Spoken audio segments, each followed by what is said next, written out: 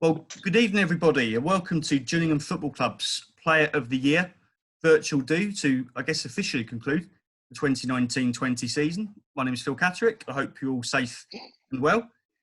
Now, normally, we're in the Great Hall here at Mems Priestfield Stadium. Incidentally, Mems are our sponsor, so thank you to them. And Peter Lloyd, usually on the stage, doing the awards as only Peter can. So I'm sorry, Peter, I'm stealing your limelight a little bit. I do apologise. But of course, due to COVID, we've had to do it as a virtual event. It's the first time we've ever done it. So hopefully it's a success. And if not, I could just edit it out anyway. So we'll just go around introducing everybody. So we've got Jack Tucker. Thanks, Jack. Love that wave. Very nice. Paul Rayner. The gaffer, Steve Evans. Evening, everyone. Stuart O'Keefe. Evening. Very smart looking Peter Lloyd. Good evening. Conor Ogilvie. Not so smart. Good evening.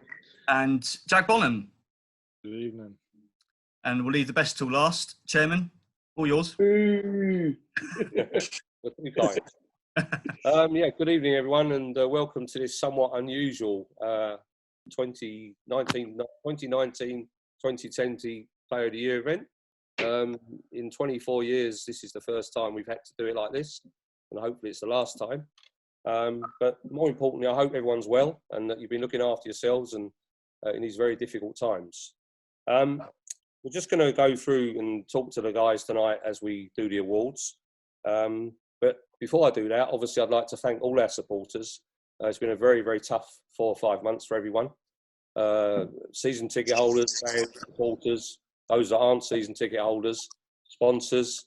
I just want to thank you all for your support. The number of messages and support and the people who have poured out their passion in support of the club, trying to keep it going, has been fantastic. And we've been working for the last 6 weeks very hard here at the stadium, taking on lots of challenges, trying to keep the ship going, trying to get enough funds in to pay the bills, trying to find some sense out of the season ahead, and obviously talking about the season we've just had, which is why we're here tonight to celebrate.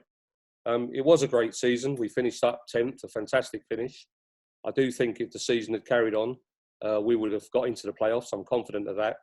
And we've got a management team and we had a team together that I think would have done very well. So disappointing we finished. It probably was the right decision for every club in the league because of the problems with finances. But very disappointing to finish. But it does inspire us and it does push us on to do better next year. Some of the players have left us, obviously, and we wish them well in their future roles. And the cream of the club are still with us, of course. And tonight we're celebrating the success of the season just gone. So with that in mind, I'd like to pass over to Peter Lloyd, who will present the first award, which is the Away Supporters Player of the Year Award. And Peter, if you'd like to say a few words and take the floor. Well, thank you, Paul. I think that whilst my role is to announce that first award winner, it will be completely remiss of me not to take this opportunity to remind all supporters, and of course yourself, that it's actually 25 years now that you've been our chairman and owner of Gillingham Football Club. And I think that back in 1995, this club was quite literally at death's door. We were in administration. We finished the season not knowing whether there would be a Gillingham Football Club the following year. Obviously, that was the point that you came onto the scene. And it's fair to say that things were transformed instantaneously. We immediately recruited a manager that led us to success. We brought in players, and you know, an easy example would be someone like Dennis Bailey. That first season, inconceivable that we'd signed somebody who'd scored a hat-trick at Old Trafford against Manchester United. Those just weren't the sort of players that Gillingham signed. And Ruud Gullit made his first ever appearance in English football at Priestfield Stadium. And it just went from there. With that first season, I know we didn't win the league, but we got promoted, which was a fantastic achievement in the first season. Got into where we are now in League One. And then, incredibly, had those years where we found ourselves in the Championship. 5 years there, which again, I know that's what we're looking for from next season and seasons after to get back there. But if you'd said to anyone 25 years ago that we'd have 5 years at that level. The fact that we got to the quarterfinals of the FA Cup, we played in 3 Wembley finals in front of 70, 80,000 people against Manchester City. Who knows where history would have taken itself if Jules had hung on that day and Manchester City hadn't made it back up to what's now Championship level at that attempt. Got as far as we've ever got in the League Cup, in the various incarnations of the Associate Members Cup. And I appreciate there'll be a lot of people watching this who perhaps haven't been able to support the club for 25 years for a whole host of reasons, a number of them because they probably weren't born. But when you consider what you inherited at Gillingham in 1995, a stadium, and I use the word stadium very loosely, it's easy to forget what a ramshackle setup it was on and off the pitch. And that's been absolutely transformed. We've had unimaginable success. Of course we want more. Of course we want to be achieving next season, hopefully going on and back to those sort of championship days. But I think over those 25 years, you've been apt to say you've been integral to Gillingham Football Club would not do you justice at all. I think it's been an incredible quarter of a century. Players come and go, managers come and go, and let's be honest, chairman and owners come and go. But 25 years on, you're still with us, you're still leading the club, and I think that we have to show great praise and thanks to you for everything that you've contributed. And I know there have been many difficult days and many long hours.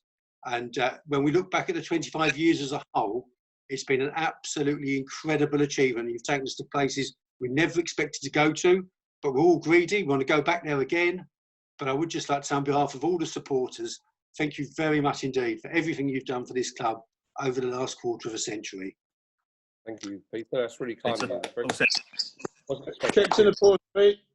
Yeah. Checks in the post, chairman. But the reason I'm on, apparently, is to do the away supporters player of the year. This is voted for by those people that traipse up and down the country in organised travel to all those wondrous, glamorous places we get to go to, especially on Tuesday nights. It won't surprise anybody, I think, that all of the votes cast this season went to players in the defensive unit because we transformed our defensive position from being one of the highest conceders the previous year to conceding less than a goal a game. The whole team deserves praise for that, but certainly the defensive unit were recognised in this vote.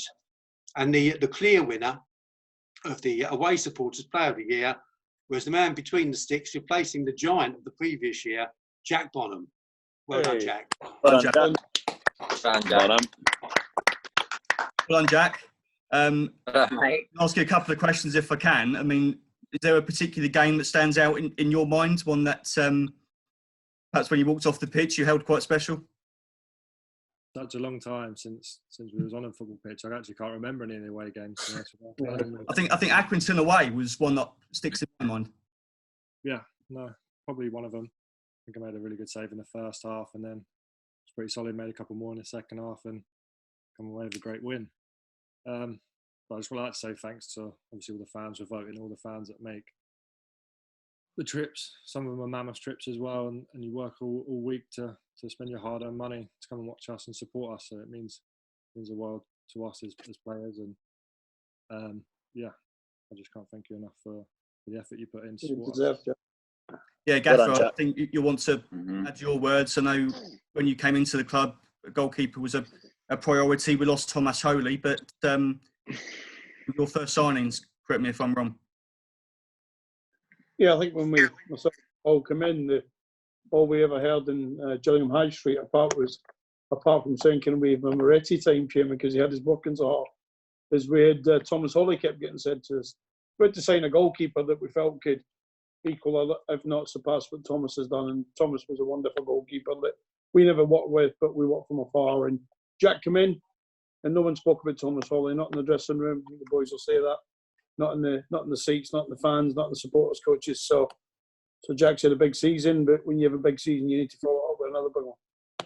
Gaffer, thank you very much. And Chairman, I'll say his goal of the season. So do you want to proceed with that, or would you like me to keep? I will, of course, yes, I will. And again, congratulations, Jack. I think it's fair to say that you've gone from strength to strength, and I have no doubt that you are the best goalkeeper in League One. And had we finished the season, I'm sure you would have had more accolades. for your performances. So well done, and let's look forward to the season we're going to go into shortly, I hope. So we'll move on to now the second presentation, which is the goal of the season.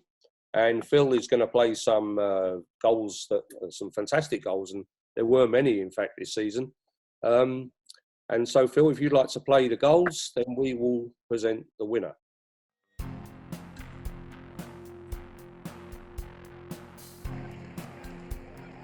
Drops off a thigh and draws for Ogilvie, who slams it in from 7 yards out with his left foot.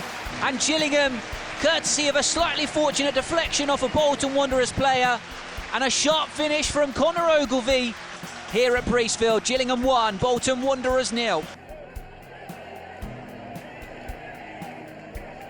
Chips it back into a dangerous area. There is Ollie Lee for number 2 of the afternoon for him.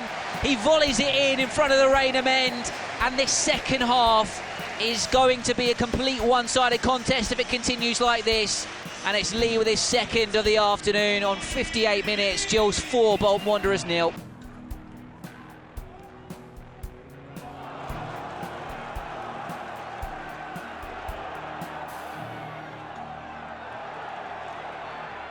Rolls it to and Jolie, who scores for Gillingham. That's a thumping finish into the top right-hand corner of the Wycombe Wanderers net. And finally a bit of quality in this match at Priestfield. Breaks the deadlock, and it's the fresh substitute Brandon Hanlon who makes the impact. It's Gillingham 1, Wycombe Wanderers 0.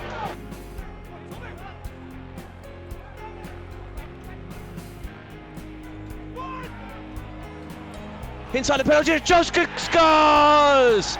Brilliant curling effort from Regan Charles Cook, his first of the season, to give Gillingham the lead.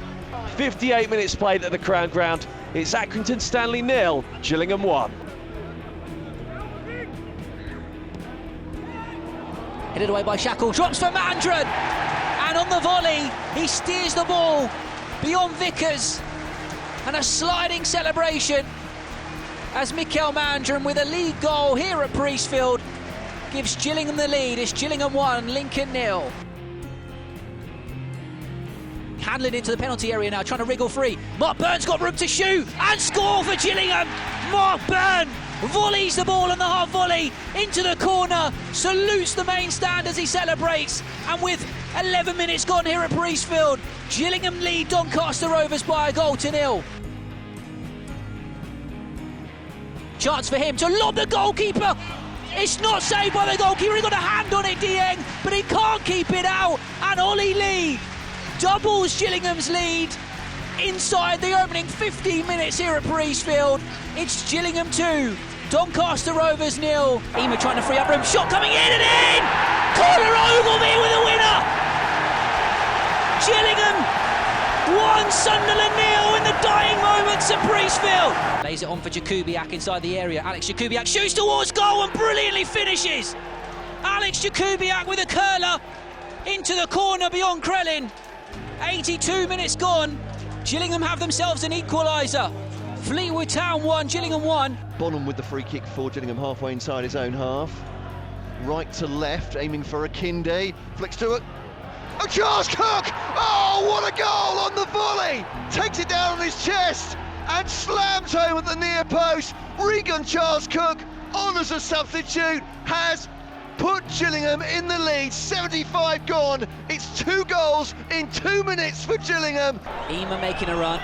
Ogilvie in towards Akinde. He flicks it on. Might drop for Ollie Lee inside the area. Back towards Mandron. Oh yes, Gillingham have equalised. Mikael Mandron in the dying seconds of the Stadium of Light.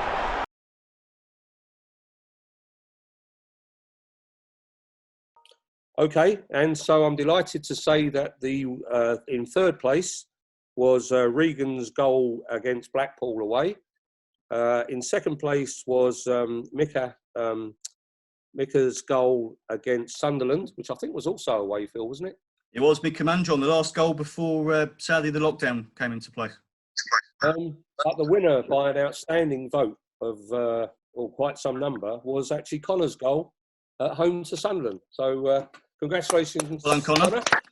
And, trophy. Obviously, you have to collect the trophies when you come in next, which hopefully won't be too long. So, fantastic goal. And Connor, tell us about the goal. What do you remember about it? Oh, I just remember it obviously being the last few minutes of the game, and then it was a draw, and then the ball's come over.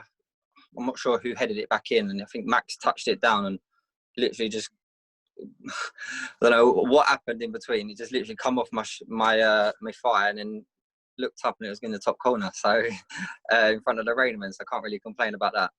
No, it's the best place to score at Priestfield, isn't it? The Rainmen. Yeah, I'm sure. So yeah, congratulations, Connor, again, and a great season, of course. Thank you. Phil, we're moving now on to the Chairman's Cup, I think. And indeed, yeah. So I'm over to you again, Chairman. Cup is actually a cup that I give to someone who's excelled over the season. Doesn't always need to be the best person, the best player, but often it is. But I think, again, for having such an outstanding season, and I've just mentioned it in our previous presentation, the Chairman's Cup this year goes to you, Jack Bonham. So your second award. So yeah, congratulations on that. And, yeah, thank you very much, Jack. For all you did. Well done, mate. Stuart, we're going to bring you in now. Stuart O'Keefe, who has had also a fantastic season. And Stu, you're going to introduce and present the Players Player of the Year award. So if you'd like to talk a little bit on that and your season and how you saw it and the players around you, etc. Does it count training, Chairman, or not? It can include training, yeah. It can include training. Yeah. Rangers hopeful. So you have the floor, Stu. I'm saying nothing about training, Stu.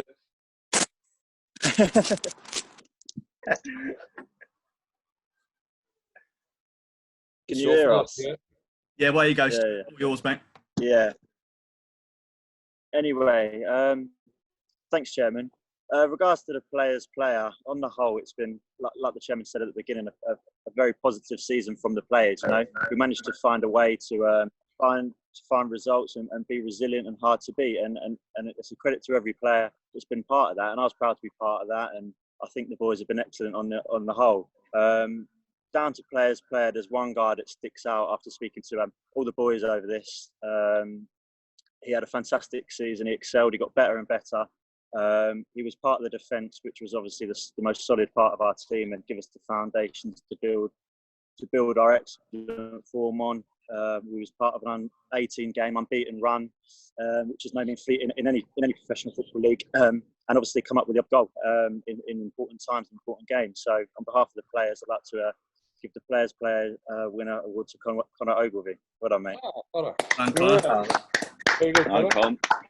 Thank you. Let's embarrass you again, Connor. Need some fresh words now. No, just listen. To be voted by the boys, it's an honour, and I wouldn't be able to play as good as I had if it wasn't for them. And yeah, and I appreciate it. And yeah, look forward to a new season, and hopefully you can push on again. So just going to have a quick word with the gaffer, because you rated Connor, you rated the defence throughout the whole season. Of course, in the fans forum, you said Connor may not play left back, but actually, once shifted to left back, it's absolutely brilliant. Well, we said he'd never play left back because he was hopeless before we come. No, he's. I think we deem Connor central defensive there because he's excellent there as well. But we put him to left back and we started to play the type of performances that he showed previously to come into Gills and what he's very capable of. And I think Stuart's words were very appropriate. He just improved and improved and improved. And without doubt, if there was a team of the year, proper team of the year in League One, he'd have won that hands down from the people I spoke to, certainly in the office after games. So well done, Connor, but the standard has been set. And you're capable of so much more and get on again. We've told you that. But and we look forward to working with you in the season ahead. Thanks very much. Can I ask you, Connor, was it very difficult or different for you playing left side centre half to left back, or was it pretty pretty natural. I've always played in between them two positions most of my adult career, sort of thing. So yeah, sort of obviously started off centre half when I was a bit younger, and then moved to left back, went back to centre half, and now back to left back. So it's an easy transition. Yeah, well, outstanding as well. So congratulations, Connor, as well. Very Well much. done, Con. And, Cheers, thank you. Well yeah, done, I think Con. Phil, you're going to come in and talk about MEMS now. I am indeed. So it's time for the MEMS Player of the Year. MEMS Power Generation, of course, are our official title sponsor and are sponsoring tonight's event. So thank you to MEMS. And the support of our sponsors is always massively important. I'm sure the chairman and manager and Reigns and players will agree. But I guess that's heightened more so in what are very challenging times. So we'd like to thank MEMS and in particular Chairman Colin Jarvis specifically his generosity and continued dedication to the club. So for those at MEMS watching, thank you for your hard work and support, and we look forward to seeing you again in the new season.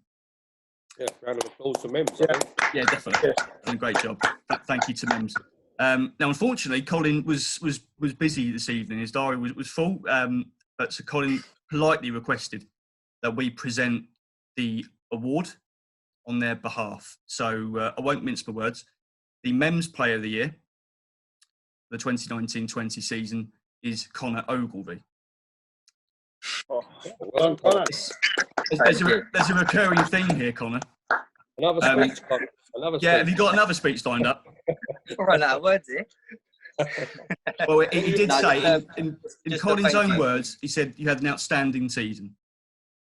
Obviously it's great to get that accolade again. And I appreciate the award and yeah, like I said, hopefully work towards next season now.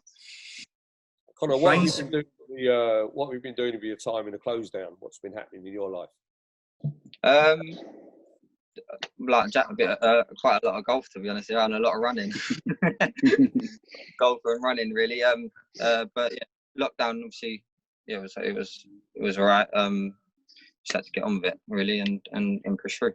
And now we're on the other side. I mean, I guess for all you guys, really, and for all you football guys, really, you've never had a period of not playing or training for such a long period. I mean, it's unprecedented. No, I think it was difficult because we didn't know whether we was going to play again or what. I think that was the hardest thing, speaking to the boys throughout the lockdown. There was sort of, do we keep fit? Do we do this? Do we have a break?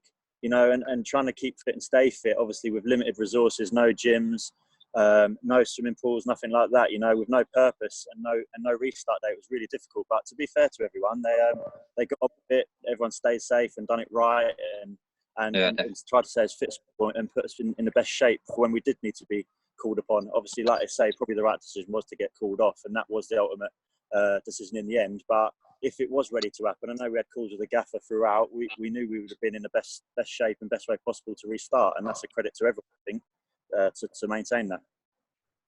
Yeah, 100%. Management staff. I was going to come to Reigns and the gaffer. What's it like as management staff? Because when football stops, like the players, you're probably twiddling your thumbs waiting for a decision. How difficult did you two find it?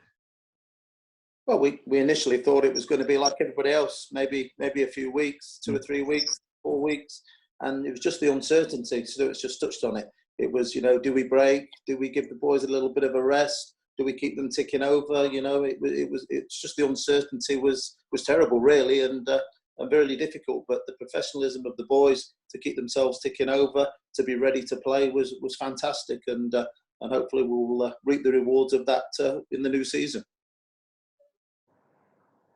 How about you, Steve? What were you doing in the shutdown apart from your garden? Yeah, I think the garden looks very well, as you know. Not as big or as nice as yours. I think we're no different to people we'd say do jobs outside of football, where at times mentally it was tough. We were never meant to get married or be with our partners or our kids 24/7 and get an escape to get the delivery man in for the food and stuff like that. So it was, some of that was tough, but we Paul's right, we had to be ready to start if we got the sign of light that we could go and do it. But it never comes, so then it becomes about deciding what players are going to be staying with us, and as you know, Chairman, and what are not. And so from that point of view, there was some big decisions to make, some tough decisions, but we've made them, and now we're looking forward. And as Stuart said, we're looking forward and nowhere else now. That's great. So we've got 2 more awards now: the Young Player of the Year and the Main Player of the Year award. And And from my point of view, I'd like to first of all talk about, and not embarrass, but talk about our management team because, you know, Steve I've known for a long time. I've always wanted to work with him. Rains I didn't know so well, but I knew he came with Steve, so that was good enough for me. And I know there was a little bit of a backlash in the early days when Steve was talked about coming in, but I never had any doubt that he was the right man for the job. And as we've got closer together doing the job, I'm even more confident that we have a fantastic management team here at the club. They're very driven, they're very focused. I've no doubt that had we finished the season, we would have been up there, banging on the playoff door. And I'm sure if we'd nicked into the playoffs, we would have gone right the way through, but we'll never know. But it was difficult. It was sad that we couldn't finish the season in a proper way. But I'd just like to thank Steve and Paul for the work they put in, for the effort, for the dedication, for the support, and for the way they got the team in such good shape and, in fact, finished in a credible 10th position above his friend from Glasgow, Paul Lambert at Ipswich, of course. Which is a moment that I shall look forward to next season twice. Yeah, try and do it again. So, I just want to really thank Steve and Paul, and I'd like to hand over to Steve now, who's going to say a few words about various things, and he will announce the Young Player of the Year and the Player of the Year. So, Steve, over to you. Yeah, thank you, Chairman. I think the first thing is to, I'm not going to pay you the way Pete's obviously, you're paying Pete, Chairman, but it's to acknowledge the Chairman who's 25 years service, and I'm very privileged to spend a lot of time with you, and the phone goes, and it's Sullivan and Gold from West Ham, and people from Everton, and people from all over football, and that's a sign of ultimately someone who's respected. That's what it means. They're phone for opinion, they're phone for words, they're phone for, especially on lockdown. I was privy to being with you in some of the calls with other chairmen. So I think in many respects people don't see what they've got, but we've got a chairman at 25 years who's not missed a payday, who's not had what's happened to Wigan, what's happened to Bolton, what's happened to Bury, and I think there's a few more maybe come out the woodwork in a few weeks' time. We don't know. We hope not. Obviously, we hope not. So that's the first thing I think. Secondly, the management team is only as good as the players. In a lot of areas we got it right last year, and in some areas we didn't get it so right. But what we did get is every player cared, every player played with a passion, and I think I'm very fortunate wherever I go in my career, and I think I'll speak for Paul, is that we'll have players that's with us, that's maybe even one or two recently left us, that we'll always remember fondly, we'll probably speak to, and there's one right in the middle of the screen, and Steve, I didn't know Stuart when he comes in. I have the more banter with him than anyone about leave the ball at home, son, and just keep running. But he's been absolutely incredible. He's been someone as good as the players. We've lost two that, and I'm telling the guys here, and I'm telling the supporters, we lost two players with the legs that kept, but we couldn't get there as quickly as we should have done. We're prepared to do because we have to do it right. But you boys sitting on the screen and our supporters will be pleased to know there'll be some fresh activity between tomorrow and certainly over the weekend, as the chairman knows. And thank you for his support. So, thank you to the supporters. I think they're the ones ultimately that we go back in, hopefully next week, all being well, we'll be back on the training ground and new bodies coming and adding to the boys we've got and getting ready. And our supporters who have got Gillingham Football Club through the middle of them are still waiting at home to see it again. So let's make sure we get on top of this virus as best we can and get supporters back in the stadiums, because believe me, football's not the same without them, and it's been remarked for generations, and we're probably the first generation ever to see it. So we look forward to the new season. There'll be some signings in the next week or two. Some will get slagged off, some will get praised, and but I've always said to supporters, let those players come in and perform and see how well they're doing. Judge them for yourself. Thank you. Very good. So if you'd like to do the Young Player of the Year award first then, Steve. Well, I was obviously thinking of you, Stuart, first and foremost, but I then realised you may look the youngest and like as if you're just in the boy band show later, but actually you're not. Well, I think the young player of the year for me, if I'd have given it to Connor, it would have been wrong, because that means he'd have been building a new house, Connor. That's what that means for the trophies. But I think we're right to say it. Defensively, we were very strong. I think there's a young man come into the team, and he's on the bottom right here as we look, Jack Tucker, who for me has been outstanding for first competitive season in the team. Come from nowhere, made mistakes, but has put those mistakes behind him with a real maturity. And I think like one or two boys that we've got can play at that level that he decides to play if he gets focused and determined, whatever. So, you know, without any further ado, then you've heard that the young player here, you know, for Gillingham Football Club is Jack Tucker. Well done, Jack. What is it? Over to you, Jack. A few words. He's gone very quiet all of a sudden. Have we lost Jack? He's froze. He's frozen. He's frozen. Connor, do you want to do the speech on his behalf? Oh, he's back. Right, Are you back with us, Jack? He looks happy now. So we might have lost him, but Chairman, I think, is it just a few words from you then? Is it nice to have, whenever a product of the Academy does come through, from a personal perspective, that it must be quite a proud feeling?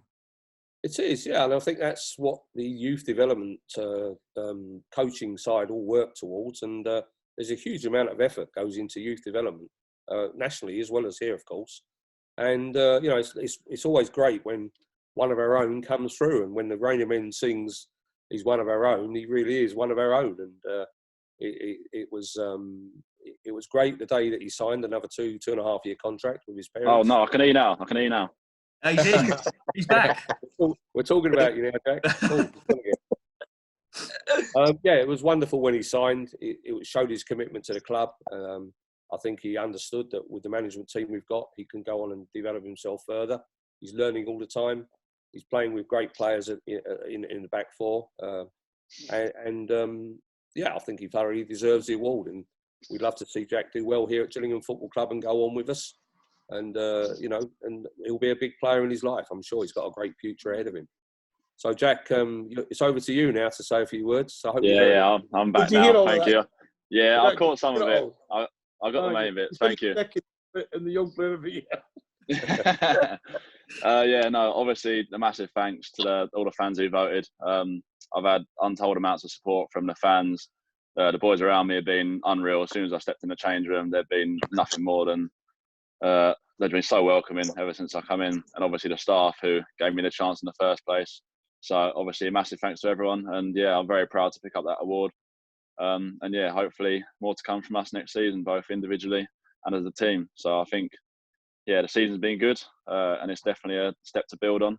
And I think we've definitely got the right boys around us at the minute, and obviously hopefully some good lads coming in that can help us kick on next year. Well done, Jack. Just wanted to put a quick question to Rains, if I can, answer the gaffer. We had a very consistent back five last year. When you can name a consistent back five on a regular basis, how important is that going forward? Because clean sheets wise, we got quite a few. Yeah, I think initially, you know, we had a little bit of a start with the guys at the start of the season, but they seemed to gel together. There was a lot of new faces, and after the first 5 or 6 games, the penny seemed to drop. They squeezed a little bit higher up the pitch. We were able to close opposition down, and they were so solid. I think Jack, obviously, in between the goals and between the sticks was crucial to that. His consistency and the consistency of everybody was there, and there was a lovely blend with Max and the experience of Max and Barry and the youth of Connor and Jack Tucker as well. So there was a lovely blend there of youth and experience, and they complemented each other extremely well, and they were incredibly solid. They were brave, you know, and as I say, they were excellent, an excellent unit. I think, Phil, for me, it wasn't just a back five either. Yeah. You know, I think we almost had that 3, didn't they, of a Keith Jones and O'Connor, really. And I think those boys had all gave the back five and Jack a lot of protection before, because when we looked at the Gills the previous season, I think I said that about Connor Max. I felt sorry for them. It was like, you know, their force coming through the middle of them every time. So we should be defending from the front and attacking from the back. If you look at the best, that's what they do. So, but a brilliant achievement by the back five, but by the boys in front of them as well. Very good. Steve, if you'd like to now do the main award, which is the which was a fantastic response from the fans on this vote, Phil, wasn't it? I think it was one of the biggest responses we've had for a single vote. So, Steve, if you'd like to announce the main Supporters Player of the Year award. Yeah, thank you, Chairman. I think the first thing is I was surprised with the sheer number of votes, and I was surprised with the closeness of the top two, and it really went down to, you know, double digits compared to in the past, maybe hundreds of a difference. But you know, there's no point in me dressing it up. The Player of the Year for Gillingham Gillingham Football Club for 2019-2020 is the man who's got better and better, Conor Ogilvie. Oh, Conor. Thank you, Conor. Thank you very much. Sorry, Right, it's not you with you. need a fourth or fifth speech now, Conor. Have you got any word? No, I'd just like to thank obviously the fans for the support throughout the season, and to be voted Player of the Season. It's a great honour, and I hope that I can improve on this year and play even better. So yeah, I look forward to playing out when the crowds eventually get in front of them. And yeah, thanks again. Appreciate it. Well done, Conor. Very deserved.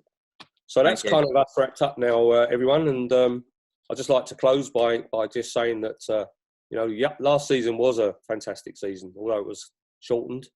We are in the most challenging times probably in any of our lifetimes. But your club is safe. We aren't in bad shape. We haven't had any income since February the 29th, of course, when we played AFC Wimbledon at home. But the last 6 or 8 weeks, we've spent time well. We're making the ship lighter. We're leaner. We're keener. We're now getting very excited because today I had a meeting with League One chairman and the Football League. And September the 5th, September the 12th is now looking very good for our start back, behind closed doors initially. This afternoon I had a meeting with our safety advisory group, and we're looking at protocols for crowds coming back into the stadium. I think October the 3rd is looking like the day when we will be able to bring some fans back in. It will be limited to start with. It will be a trial, probably 1,500, 2,000 possibly. We'll probably go out to season ticket holders first.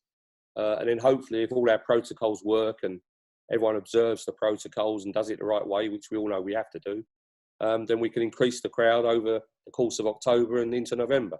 So, we're starting to feel like we're going to be playing football again, thank God.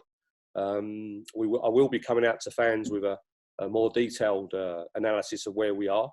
I'm sorry I've not been out in the last 2 or 3 weeks, but we've been frantically busy trying to sort a number of issues out, keeping everything going, ticking over. The manager's been very busy with the assistant manager, looking at players, and lots of lists of players have been talked about. So obviously talking with agents and players, all very exciting really.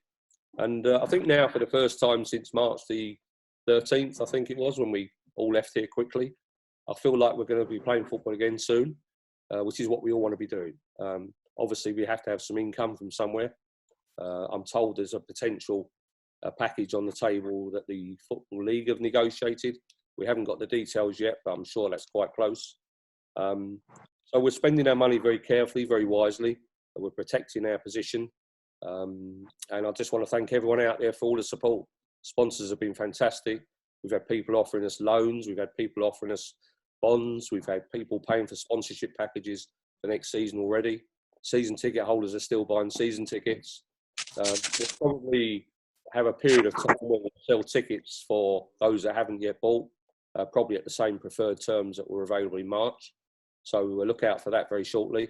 And let's hope that we can manage to conquer this virus, all of us, doing it the right way, working together, and that we can, as soon as possible, be playing football normally and living a very good life in what was a normal world, or what will be a normal world. So stay safe, everyone. Thank you to everyone here. Thank you to the players. Congratulations to all the winners. Very good luck to all the players that have left us and are moving on to different opportunities. We wish them well. Thank you to them for what they did for us while they were here. Always welcome. And I have no doubt that the new team of 2020-21 is going to be even more exciting than the last. So again, get yourselves all sorted, get your minds on football again. Let's start looking at how we can take the club forward even further. and let's all get together and stay together and make sure we stay safe and well. So thank guys again. See you at training next week, I think, the players, and I'll see you tomorrow, Steve, I'm sure, for more discussions on signings. More And, discussion. Happy discussion. Yeah, so keep well, everyone, and thanks for everyone tonight for coming along and watching the programme. And we'll see you very shortly. All the best. Nice one. Thanks, Chairman. Thanks, boys. Thank you, guys. Thank you very much. Cheers, Chairman. Cheers, Cheers. Gaffer. Bye.